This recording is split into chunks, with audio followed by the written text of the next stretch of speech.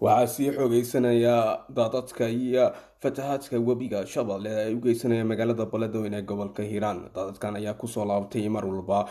Ugaas Xasan Ugaas Khaliif ayaa ugu baaqay dowladda Soomaaliya arrimaha Beledweyne ha fiirsato sawirada maanta aanu qaadayno. waxaanu ku sugannahay ummaddu inay aragto cid mas'uula iyo cid aan mas'uul ahayn. maxaa kaloo jiro waxaannu aadi doonnaa buundaweyn liiqliiqato labadaas meelna waa tegi doonnaa hadduu ilaahay yidhaahdo.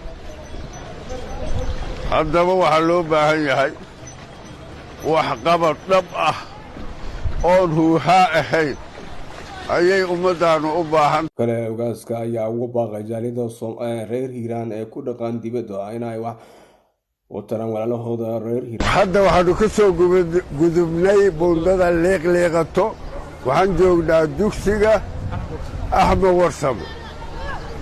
waxaan u sheegayaa dadka reer Hiiraan oo meelaha ka hadlo oo yidhaahdo maxaa la yidhaahdaa baraha bulshada yah dadka reer Hiiraan oo meelaha ka hadla oo ku caaytamayo meelaha la leeyahay baraha bulshada. anugu waxaan u aqaanaa goobta caayde beledkiinnu waa kaa buundaweyn waa tagnay hadda liiqliiqitaan joognaa laamigii dheeray waa soo marnay.